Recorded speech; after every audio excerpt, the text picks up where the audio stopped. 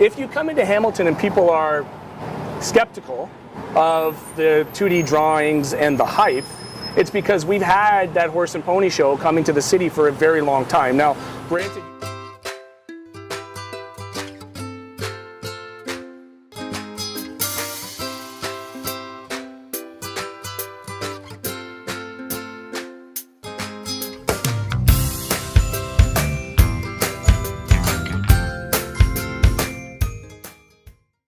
Well, you know, when I look at Hamilton, and I'm not a Hamiltonian, I would call myself a Torontonian today. I look at a city of great bones, a city that had a great industrial past, and I think what I see now is a city that's changing and becoming something different. And I think the challenge here for you and for other people in the political sphere is how to manage what's coming in an ethical, moral way, but also do what's best financially for the city. And what I see when I look at Hamilton, and I've said this often, that particularly in my neighborhood in Ward 3, which represents the vast majority of the industrial north, I see that my neighborhood is to Hamilton what Hamilton is to the rest of the country. So you're quite right that in times when the industry was booming and we had 40 to 50,000 jobs on the waterfront, this was the industrial heart of this country. We produced the raw materials that built manufacturing, that built our auto sector, that built this country. I'm very pro-development, although not always pro-developer, depending on the situation, sure, to ensure that the folks that have built this city over the course of multiple generations aren't pushed to the fringe. And so it's building and maintaining a place for Hamiltonians while opening our doors to welcome, whether it's new Syrians or people like yourself coming in from Toronto on either sides of the spectrum.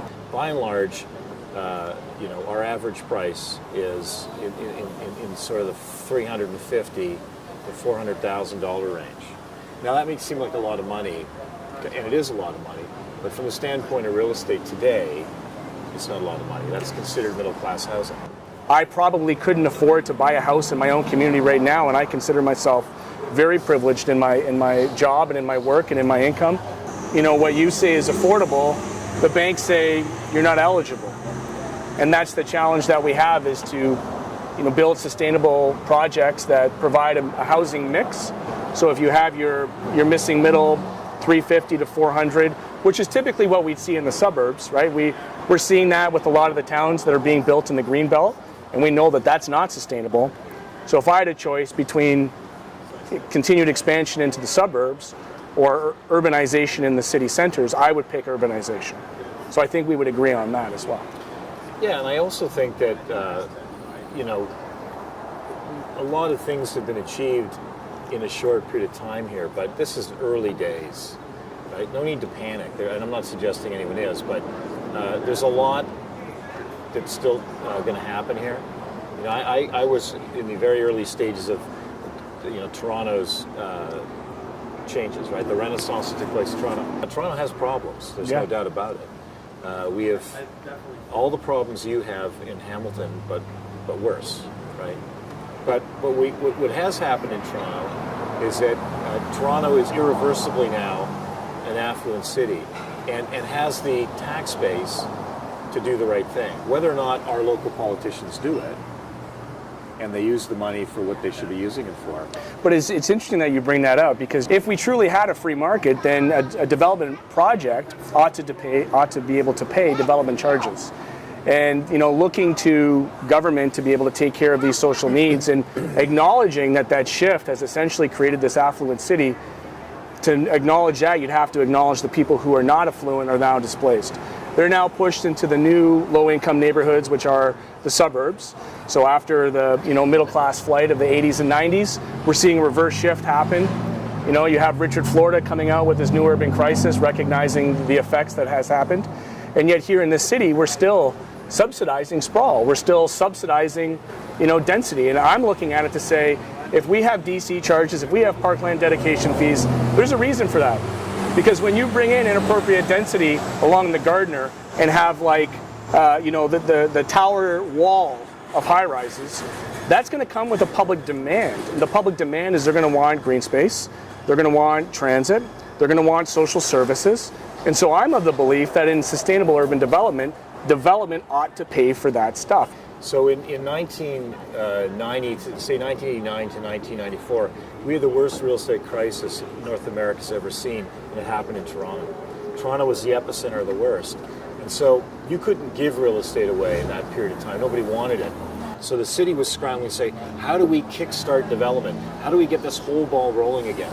So what they did was, for a 5-year period, they reduced the levies to zero downtown. What they did was, they got a development industry to recharge itself and to get real estate prices to start to move again, to allow sustainability. So now, what are they doing? Well, I'll tell you that a typical project, I pay $7 to $8 million every project for development charges. We're paying an average of $25,000 per unit downtown now, from 0 to 25,000.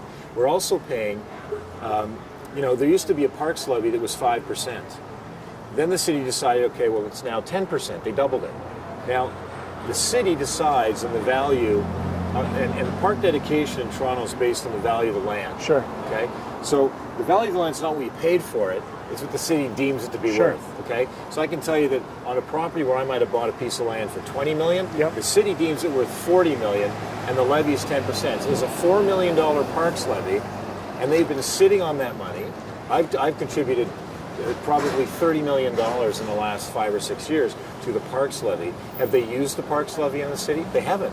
They're sitting on it. They've created new parks. We have this interesting cultural phenomenon where folks are coming in from Toronto and they're saying, in my old city, I received X, Y, and Z.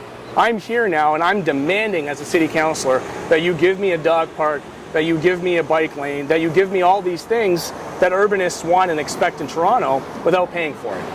So, there's a bit of a caviar taste with the Burger King budget sometimes with people. And I think that the challenge that we have is managing expectations for folks to know that when you come into the city, and whether you're developing a multi-million-dollar project or whether you're buying a $500,000 home, you're not just buying the bricks and mortar. You're buying into the whole community. This city is amongst the most expensive cities in Canada to build in. In fact, of all the cities we're building in now, this city and Edmonton are basically tied in terms of the cost to build. The development site we have is an enormously expensive site to build on because there's an underground railway to the south of us. And we can't shore against an underground railway, so we have to shore into the property. Because we're building a tower, and this is our problem, we want to build towers, we have a lot of units. Well, we need a lot of parking, which means we got to go down to Hades. Very expensive. Right. So if I understand that this project doesn't help you and your constituents directly, but what it does is it's a marquee development. It also sets a precedent. If you go look at the images we've put out there, the two-dimensional images do not do justice to the building. You go and look at the model in the sales center, it's going to blow you away. But the challenge with that, Brad, and I have to push back there. If you've been in Hamilton long enough, we've seen that time and time again. Respectively, you go up James Street. We have right here on this corner, we have the Tivoli project, which was supposed to be this savior project. You look at the James Baptist Church, where they demoed a heritage building. It was supposed to be a savior type project. All the iterations of the Canaan prior to the existing developers had these big grand plans. So if you come into Hamilton and people are skeptical of the 2D drawings and the hype, it's because we've had that horse and pony show coming to the city for a very long time. Now, granted, you have a verifiable track record, but so did the other developers when they came here. So for us, we don't get too excited about that. We're a show me type city. When the shovels are in the ground and things are being built, then I think people might change their perspective. One of the great things about this city, unlike Markham or Mississauga or Thornhill or Richmond Hill, is it's a city. And you can buy a house, a 100-year-old or 120-year-old house of historic nature that doesn't really exist in large quantities outside of the city, the core of Toronto. And that's a desirable thing for Absolutely. people. I don't see that changing. I don't see the city changing dramatically because people from Toronto, no one's moving here from Toronto to try to destroy the culture and the nature of the city. I think you're fine. Some of my closest friends, brilliant, creative people, are from Toronto.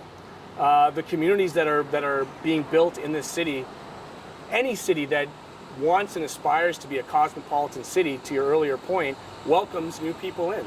So we are not a localized xenophobic type city. I think Hamilton has had hundreds of years of tradition of welcoming new people. I don't think that's what's at stake.